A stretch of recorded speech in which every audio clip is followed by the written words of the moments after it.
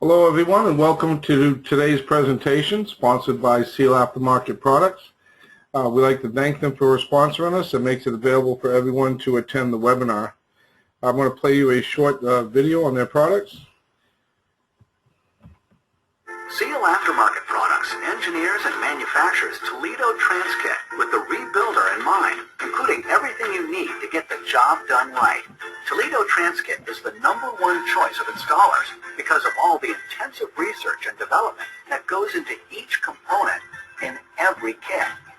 Like re-engineered valve body gaskets, preventing EPC damage by eliminating the shredding you get from original equipment, plus all of the extra essentials that are included, like spring and screen filters that should be changed at overhaul. Toledo Transkit even includes loose valve body gaskets that fit all 19 bonded separator plates.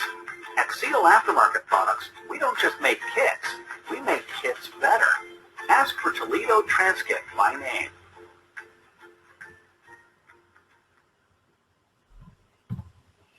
Okay, if you have any questions or comments about the webinars or any ideas you'd like to send in to us for future webinars, just email them to webinars@atra.com.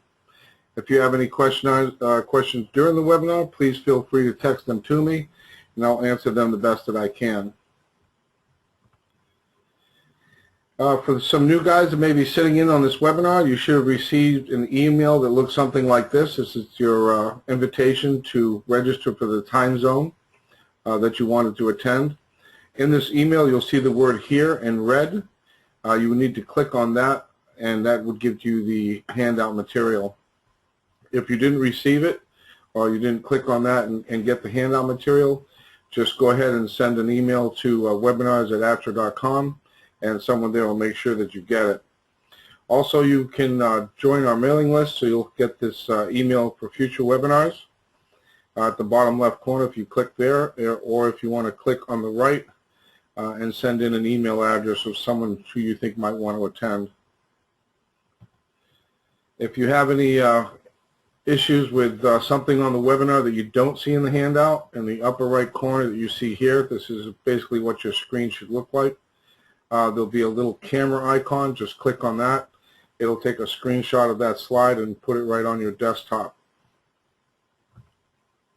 Today's presentation will be talking about the RE5R05A. This transmission has been covered in several earlier seminars and bulletins, but what I like to try to do when I do these webinars is I try to add as much new information that hasn't been seen before in other presentations. So hopefully I can get that done for you today. This transmission came out in about mid-2002. Obviously it's a 5-speed rear-wheel drive. It was only found in the Infiniti Q45s up to mid-2004. So from 2002 to about mid-2004, you'll see it only found in the Infinitis. What's kind of important is there's many different gear ratios on this transmission based on the year, make, and model. So this ID tag that you see bolted to the case right here is really important to identify what unit we're working with. So try not to damage that or lose it. It's bolted right there at the back of the case, close to the extension housing. Here's all the model applications that have this transmission in it. I tried to update this to the latest year, which is this year. And as you can see, Kia uses it also, and Nissan. So you'll find that in your handout. Also, there's some models listed here for the European market for the guys in Europe that are attending the webinars. Internal component location, we have 3 driving clutches, and we also have 3 brake clutches, 3 sprags, and 1 brake band. The recommended fluid for this transmission is a part synthetic. It's called Matic J. There's other alternatives that you can see listed here that you can use instead of using the OE type. Just recently found out that Matic J fluid is no longer available. It's been replaced by Nissan with Matic S. A friend of mine from CVC Converters gave me a call the other day, said had 2 of his customers with Pathfinders that had a shutter and lockup. Now they use 2 different aftermarket clutches in the converters, so we're not sure exactly which one or if both could be causing this issue. Now, the shop was only using Matic J. They don't use anything else, but now that it's no longer available, they purchased the Matic S fluid, and still both converters still shuttered. They actually contacted Steve Younger at Ratio Tech, and he stated that he's been battling this issue since Matic J fluid has been discontinued. Now, the shop was suggested to use Honda fluid by Steve, and it actually cured both of the both problems of the shutter with the lockup. So I want to thank Steve and Tim for the heads up on that. Now, in your shop, if you're not having this issue with whatever converter supplier you're using, on whatever fluid you're using, if you're not having an issue with it, you don't need to change anything. It's just a little heads up if you do run into a problem. It seems that the Honda fluid is straightening it out, so the regular Honda automatic transmission fluid. This is the component apply chart for the floor shift models, and there's also a different clutch apply for the column shift models. The only major difference here you'll find is in the manual mode when you shift it in the different manual detents. The adaptive strategies should be performed on this transmission before doing any road tests. Some guys aren't doing that. If it's working for you, that's fine, but just keep in mind that during the initial road test after installation, without doing the adaptive strategies, if you feel shifts are bumpy or downshift clunks, you may have some slight flares that go away after driving it.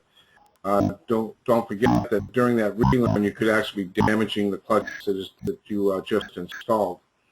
So you have to use a watch if you're going to do this procedure, because as you can see here, they want you to turn the ignition on, wait 2 seconds, turn it back off, wait 10 seconds, and then do the same procedure again.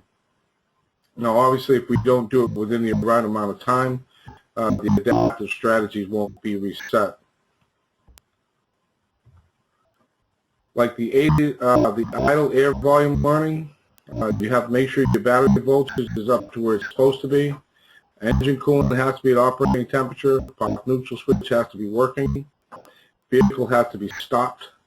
Transmission operating temperature has to be also at the right temperature before doing anything like this. One of the things I want to mention here is that the electric loads have to be off. Any loads like for AC, headlamps, rear window defoggers, things like that. Now, on vehicles that are equipped with daytime running lights, if you want to disable that, just press the parking brake before you turn the ignition switch on. This should keep the daytime running lights off. Also, make sure that the steering wheel is pointing straight ahead in the neutral position.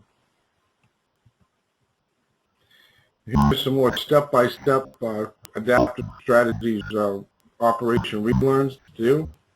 Again, these are all critical as far as the amount of time. Once you're finished, as you can once you're finished, you should hear the throttle motor move on the app sensor. So we want to make sure that that is working completely after we do the strategies. If you don't hear that motor move, obviously one of the steps wasn't done in the right time allowed for it, and you'll have to go back over and start again. I like to put the TCM inputs and outputs in the handout material. If we're having an issue with an adaptive strategy not wanting to work, or issues with relearn, or a code that won't go away, we have some sensors that we need to look at. Like, for example, this ASCD, that's the automatic speed control device. Sometimes guys get confused at actually what this means. It's basically the steering column and any speed controls in the steering column that would affect the transmission, like cruise control or the overdrive cancel signal. That's all done through the steering column. Here are the list of the outputs from the TCM. Also, in fail-safe mode, this transmission could actually be locked in second, fourth, or fifth, depending on the actual failed position. The customer may bring it to you complaining of a slipping or poor acceleration, Obviously, the transmission's stuck in a higher gear to make feel that way. Some of the things that can actually cause fail-safe on these vehicles, we've seen them at times where the wheels will get into ice or snow and then slip real quick and grab. That could actually cause it to go to fail-safe. Now, if that does happen, basically just turn the ignition key off for about 10 seconds, switch it back on, and everything should return to normal. And you'll also have the pressure switch outputs to check on your scan tool data if you want to check if it's in fail-safe or not. This is the Type 1 valve body system. It's easily identified by the two blue connectors. Now, this system was only found in the Infinity models up to mid-2004. After that, any models for Infinity or Nissan received the Type 2 system, which has the TCM on the valve body. Now, the TCM is not located on this valve body. It's either going to be by the steering column or next to the ECM in the right kick panel. What you're looking at in the middle of this photo here is the shift control unit. If you actually look closely at the middle section of that when you're working on one of these, you'll actually see the imprints of the computer chip that's in there. What this thing actually does is it's set at the factory. So the factory, when they do the initial drive on the vehicle, the information on the hydraulics and the shift pressures for the solenoids are all set and put in that shift control unit as the basic settings. Now, when your transmission is test driven, all that input in torque and characteristics of the shifts or any engine loads, all that data is stored there. Once you drive the vehicle after rebuild, the TCM is going to look at the data that's going, the load and the way the transmission is shifting, and it's going to use that information that's stored in the shift control unit to help the transmission do its relearn. Now, a lot of times the shift control unit is actually mistaken for the TCM. Now, the TCM is not located on that one. It's actually located on the outside. Subaru uses a similar system. They've never gone to the system with the TCM on the valve body. So this Type 1 system has been in Subarus up to present. They refer to the transmission as a 5AT, and the shift control unit is actually referred to as the memory box. Kia models use the same type of system on theirs, and they refer to that unit as a sub-ROM. This is the Type 2 early valve body. As you can see here, the easiest way to identify it is the cast for the unused forward brake solenoid. The hole is there, but there's actually no solenoid that goes there. The other way to identify this system is the single green internal connector, and that's your TCM located right there in the middle. That little tin roof that you see in the center, that's actually a heat sink for the TCM. Now, this TCM has both of the input speed sensors in it and the pressure switches. Those are all part of the TCM. The rain sensor, output speed, and temp sensors and solenoids are all connected separately.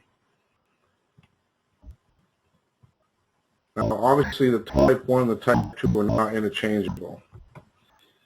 Now, this is the Type 2 late system. The quickest way to identify this is you'll notice the first thing is the hole for the forward brake solenoid that was not used is casted over. It still has the same single green internal connector, but the TCM with the pressure switches and sensors are the same as the Type 2 early. Now, they say that you're not supposed to interchange these. I've actually done it in the shop. We've had customers that couldn't or didn't want to pay for a brand new one. I was working at a shop that had several of these that were like new sitting on the shelf. We actually swapped one out. The only problem that the customer had was it would work fine if the shifter from park all the way to overdrive detent, but none of the manual detents worked. So obviously we pulled this from a vehicle that had a floor shifter, and his had a column shifter, so that part didn't work. The customer was happy just the same because he saved some money, and he basically said he never uses anything but the overdrive detent anyways. So that did work. What we were lucky about was the vehicle that the valve body we put in came out of must have had the same ratio in it, because it didn't cause any ratio codes. Now, what you may find right around 2007, if you buy one of these valve bodies new, you'll notice that the computer changed from a Bosch type to a Hitachi, and what you'll find is there's no valve body gaskets on that valve body brand new from the dealer. This is the early 2002 to mid 04. This is the Type 1 system with the external TCM. These are all your connector views. So on this vehicle, we could actually take our DVOM and do some checks on the solenoids. We could look at TCM voltage signals for the clutches, for the solenoids themselves, or the switches. We can watch all that with the multimeter. This is the mid 04 and up. This is the one with the internal TCM. As you can see here, but the only thing you can check for the DVOM is battery voltage, CAN signal, grounds, and things like that. If we had to check any solenoids, we'd have to use a capable scan tool to look at the data stream. There are 7 solenoids on the valve body.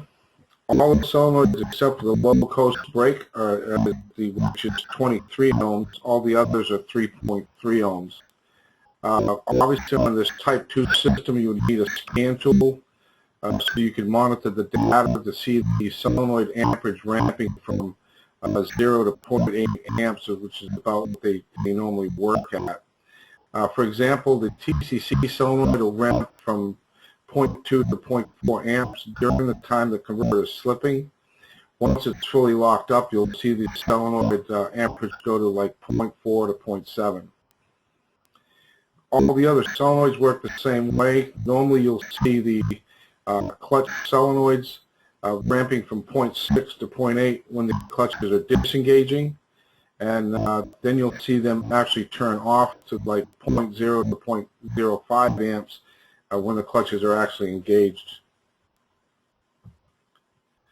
Here's your solenoid apply chart. As you can see on the right column, the low coast brake solenoid is basically only used in manual 1 during coast down for engine braking. The pressure switch ID and functions located here. This is the Type 1 system on the left and the Type 2 system on the right. As you can see, the pressure switches are part of the TCM on the Type 2 system.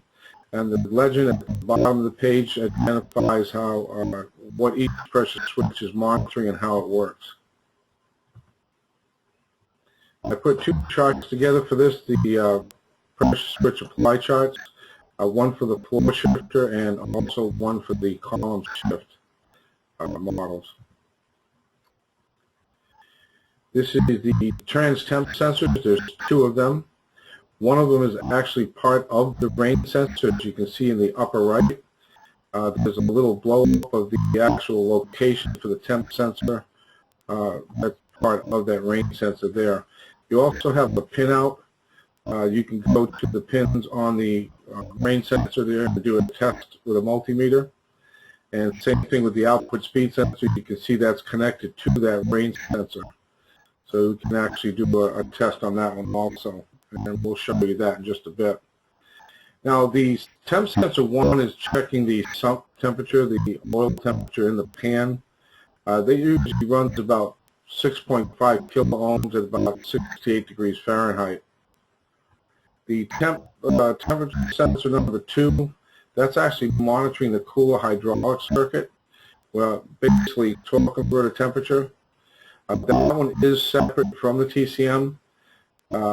it's about 4 kilo ohms at the same temperature as 68 Fahrenheit.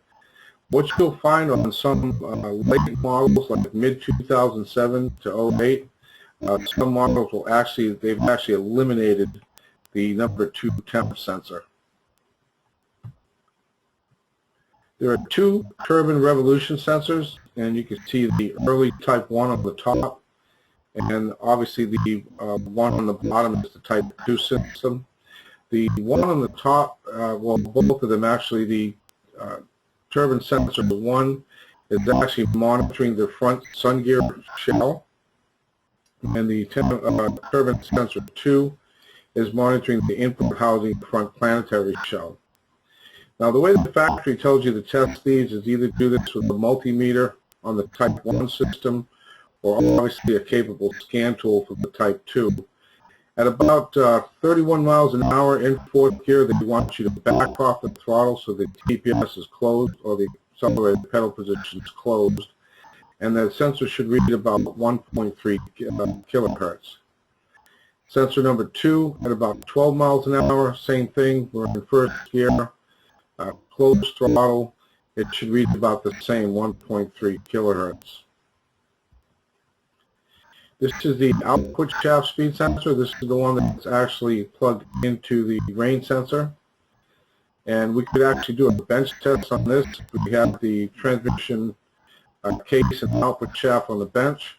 We could actually jump power to pin 1, ground pin 3, and with our DVOM, we could actually check the DC hertz of the signal, DC hertz signal on pin 2, just by turning the shaft. Here's our park neutral position sensor, or rain sensor, whatever you want to call it. It's actually called a PNP. As you can see, the diagram at the top left, there's a little tab that on the rain sensor assembly. That tab is bent, and most of them will come bent right out of the box or the package that you bought it in. The metal is pretty tinny, so it's real easy to take your fingers and just straighten it out, but it should be pointing straight down. Down inside the case is an actual pocket for that tab to go to. And there you have the connector view also for the park neutral position switch. This is quite a common problem we get on the tech line. After overhaul, we start the vehicle up and it keeps popping the TCM fuse. And the problem here is you'll notice that there's a jumper harness. Now, this jumper harness has a green connector on one side and a gray on the other. Now, the green connector is supposed to go here into the TCM, and then it swings over and goes to the rain sensor. So the gray side goes towards the rain sensor. Now, the external harness coming in to the TCM has the exact same gray connector as the jumper harness. So the mistake here is the jumper harness gets plugged into the TCM. The external harness actually gets plugged into the rain sensor. And as you know, most rain sensors just open and close or short voltage at different detents to signal the TCM or what gear has been selected. So if we hook the outside external wire harness to the rain sensor, it's obviously going to short the fuse power for the TCM to ground and just keep popping the fuse and possibly setting codes. Talk a little bit about pressure testing this unit. There's been a lot of confusion in the past. Sometimes this tap right here, the front brake band, that tap will actually be listed as the line pressure tap. That's fine. It is line pressure there. If we were going to do a stall test, that's the tap we would use, because as you can see, the front brake band is on in reverse, first, second, third, and fifth. It's not on in fourth. So if we're going to do a stall test, we could do a stall test in reverse at idle and at stall, and the same thing with drive. Now, the confusion happens if you have a problem with fourth gear and you're doing a line test on this tap using it for line pressure. You'll notice that you'll have pressure there all the time until it hits fourth gear. Then it'll actually drop to 0. So don't think that you have a problem with the input clutch dropping to 0, because that's actually the front brake band. The band is on a lot of times and it's inactive, but there will be pressure there, but the band's not doing anything. But the band has no pressure at all in fourth. The only other tap you can check for fourth gear pressure would be this one, but it's actually the direct clutch. It's not the input clutch. There's no tap for the input clutch. So this clutch is actually on in second, third, and fourth. So in fourth gear, you could possibly see a leak there, in pressure there. It could also be caused by part of the direct clutch piston, and we're going to show you that in a little bit. This is the lower valve body from 02 to mid-04. This is the early one. Don't think that something fell out of the valve body itself. This bore is empty. That's normal. On the other side of the valve body, we'll have a check ball and spring with a plate. Want to make sure there's no debris keeping the ball from seating. This is the mid-2004 and later. This is the early and the late is the same. And the third design, I don't have a picture of it here, but the only difference I found in the valve body on the third design as far as the valve lineup is they only have one neutral to reverse accumulator instead of two. Now, keep in mind that the third design valve body went through many changes in hydraulic circuits, and we're going to talk about that in a little bit. And obviously the separator plates are different, so we cannot change the third design with either the early or late second design. The other difference is on the second design here, as you'll see, there's now a valve in that bore. It's no longer empty. And instead of the check ball and spring with the plate being on the other side of the valve body, they've now incorporated it in here in the main valve body. This is the forward clutch accumulator. This is the same and has not changed on any of the valve bodies from the first design all the way up to the third design. You have the valve descriptions in the handout material. The two neutral reverse accumulators, one actually stabilizes pressure for the shift into reverse, and then once it's in reverse, the other one comes into play at that time. Again, the third design has eliminated the one of the accumulators. This is the rest of the legend for the valve descriptions. Now this is the early 02 to mid 04. They have 5 steel check balls. We've identified the check balls for you also. And this is all three. This is the early, the late, and the third design. We'll have 3 check balls, so all those stay the same. The only difference in the third design is some changes in the casting for the different hydraulics. What you'll find in the first design up to 04 is 4 screens like this. After 2004 and up, there's 5 screens altogether. What we want to make sure of is that the screen's open end is facing up towards the valve body.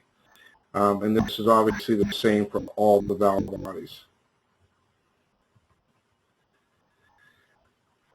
Here's an air check diagram so we can air check the transmission. I like to do air checks with 30 psi. I don't like to use full shop air.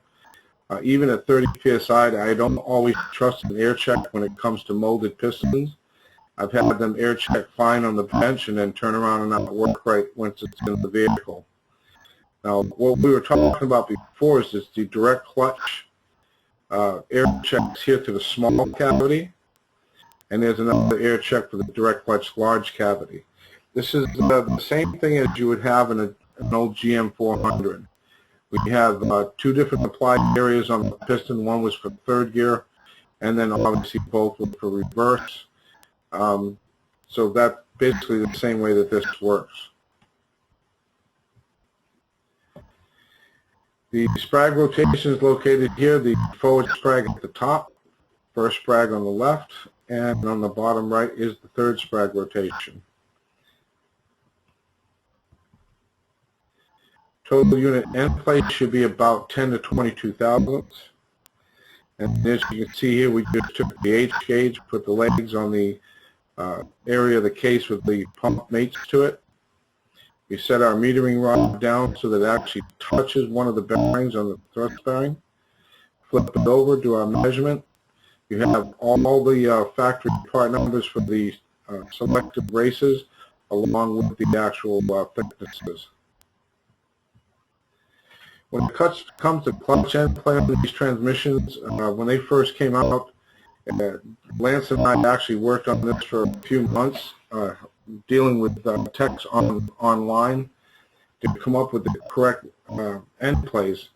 The problem was that several factory manuals were way off. The clutches were way too loose. We had all kinds of clutch complaints, shift complaints to the clutch end play. So we used factory information, some of our own. We looked at some of the ATSG information, Transgo, Ratio Tech. We compiled all that, and working with guys on the phones, we actually came up with this set of measurements that worked really well. What you're going to find is that some of these clutches have no selective components other than the reverse backing plates for the reverse clutch. So we give you the part numbers for those and the thicknesses. So if we're dealing with one of these other clutches, you may have to shave one side of the clutch and put it with another clutch to try to make up some of the clearance. What we are hearing right now on the tech line, some 2008 and later models, basically that third design valve body, we're starting to find some of those complaints that the aftermarket kits, the clutches are too thin and then leaving the clutch end plate too loose. Again, you may have to shave a clutch to try to make up the difference, or obviously you'd have to buy OE clutches. This is the anti-rattle spring location for reverse brake clutch. If it comes in, if the vehicle comes in and that's missing, you may want to get one and put that in there. Because you know as well as I do, once the customer's paid for the transmission, he's going to be listening and looking for anything. And he's going to say that that noise wasn't there before and it is now. So basically, this is a good time to make sure that that spring gets put in there. These are your torque specifications for the whole vehicle, for the whole transmission rather. What I found so far is there's 4 different torque converters for these vehicles. Some will have 4 bolt pads and one of them will have 6. The one that takes 6 bolt pads is usually for Kia applications. And as you can see, the other applications here for the ones with 4. Now you'll notice that all 4 of them are different heights. So you have to be careful when your supplier drops off the converter. Make sure you check it against the core before you release the core to them. Well, if there's 4 different converter heights, obviously there's going to be some differences in the stator shafts and the input shafts. As you can see here on the left, there's 2 different input shafts. The long one is usually found behind the Armada and the Titan V8 motors. All the others will have the shorter shaft. Same thing here with the shorter stator shaft and the longer one. Now, whether you have either one of these stator shaft lengths, I found both these non-step and step supports on either one of these shafts. So be careful when you interchange parts that you make sure you put in what you took out. So let's talk about planetary assemblies and interchange. There's quite a few differences in tooth counts in some of these items. For example, we have here the input shaft. Either length, short or long, could have either one of these tooth counts. There's only about 4 teeth difference between the two, so putting them side by side might not be an easy way to identify it. You may have to count all the teeth on it. What we found, the general rule, is the 5-pinion steel planets are mostly found in the truck vehicles. The 4-pinion or aluminum planets are found in cars. We have a 4 and 5-pinion center planet. And take a look at this center ring gear. We have 1 tooth count difference between them. So there's 2 of them. So You might be able to put one up against the other and look down through the inside to see if the teeth match up, but I would still count them to make sure. Same thing with the rear planet. We have a 4 and 5 pinion. And on the center side gear, there's two different tooth counts. The one with 42 goes behind the goes with the 5 pinion center planet, and the one with 43 goes to the 4 pinion. Now, looking at the rear ring gear, you can see there's two of them that are only one tooth difference, and then there's one of them that's 110 teeth.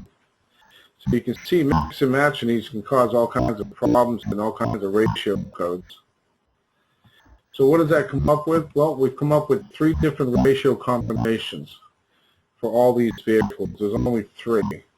So if I swapped and put a B ratio transmission into an A, the computer is going to give me ratio codes for every gear except 4th. Because 4th gear is a 1-to-1 on all 3 of them. So these are the 3 different ratios that you'll find.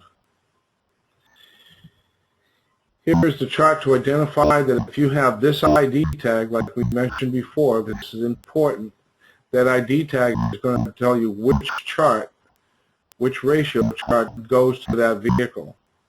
So obviously if we have a 06350Z with that ID tag, it's going to be ratio C, or if it's this one here, it's going to be ratio A. You'll notice that some of these on the 2-wheel drives, it may have 2 different ID tags, but they both still take the same ratio. And the same thing here in 4-wheel drive. There will be some models that will have 2 different ID numbers, but still take the same planet ratio. Now, these ratios can be actually found on Mitchell's or ALLDATA. I spent a long time going through all of the information I could find to update this chart to the latest model years. Now, in this chart, what you're going to notice is, I have an asterisk here, the 2009 Pathfinder, the 4x4 ID tag, there's 2 different numbers that fit the VQ40DE engine that take the A ratio. So what you're looking at here is you'll see 3 numbers listed. These 2 actually go to this engine, and that would be an A ratio. Now this last number on the right, that's this one here, it goes behind the VK56DE engine, and that would take the actual B ratio. Now the rest of these, the last 3, these 2010 to 12 Pathfinders with the 4x4 tag, these are just separated by a /. So the first number would be an A ratio, the second number would obviously be the B ratio. Nothing fancy on this chart. These are all pretty much set the way they are. And then on the last chart I have here, just this model in the 2x2 tag. If you have a 4x2, rather, 2-wheel drive, the only thing different here is we have the 2 ID numbers separated by a /, just like we've seen before. So the one on the left would be A, the one on the right would be a B ratio. Sealing ring issues on this transmission have been probably the biggest headache to date as far as tech call goes. We get several tech calls. A lot of guys don't want to use the aftermarket rings that come in the kit. The bottom line is the aftermarket rings are the same ones that Nissan is putting in their kits. The big issue here is not the rings themselves, but how they're handled. Now, even if you had the OE ring and you took it off, by the time you remove this ring all the way up the shaft and then put it back, you may distort it. And it doesn't take much. This is kind of a hard plastic material, and it does not form back to memory very well at all. So it's not no heat is going to help it conform to the bore that it fits in. So either the aftermarket or the OE rings, if they're distorted, they'll give you all kinds of shit problems. Now, in the aftermarket, as far as remands, a lot of the remand facilities are using the 47 RE plastic input shaft rings, much easier to work with. They go on there and they work very well. On the center sun gear shaft, They're using the AODE metal nickel plated rings from the output shaft of an AOD. They work very well here. These are the only two real locations that I feel that these rings should be addressed. Now, some guys are saying that the center support rings are giving them problems, and they're using rings cut to size from a 4L60 servo. I personally haven't had that problem, and I've talked to a few remans that are just using the OE or the aftermarket rings and not having an issue there. This is something new I've been running into. Several Virgin units have been showing up at shops and reman facilities with the middle sealing ring missing. This goes to that direct clutch. And this is the clutch that has the two cavities. This is commonly found in the mid-2008 and later Infinity vehicles, according to the information I'm getting from one reman facility. These vehicles are also the ones that have that third design valve body. Now, if you're doing an air check on this, you'll find that the large cavity is fed through here, and it comes out through this top one to here, and then the small cavity is fed through this way, and this is the small side of the piston, and this is the large side. Obviously, with them leaving the ring out, we're filling up both cavities at the same time. So that's the only thing I can see that they're doing here. This is very similar to what we used to do with the GM400s. By taking the sealing ring off that one or the inner lip seal. So now on the early design, like the System 2 design, the early and late one, remember, like I said before, the 2-3, both of these cavities are filled during second and third. Once this go to fourth, it'll take the pressure away from the large cavity, and it just keeps the small cavity filled. So a lot of times what happens is a guy will have a problem in fourth gear, slip, and the input clutch is the only clutch that comes on in fourth. They'll be chasing a leak in the input clutch that's not really there, and the problem is actually the small cavity.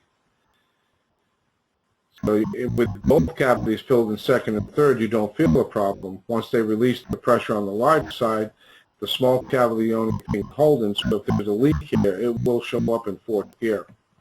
So keep that in mind. One of the other changes that I've seen happening is that we have several calls on which support takes the thrust washer with the tabs and which one doesn't. That's pretty easy. The ones with the tabs that you see here on this thrust washer would have the notches cut out in the support. So if you don't see any notches here, it doesn't take the washer. There are some models, and I'm still working on which ones will have this bearing and which ones won't. I have talked to some of the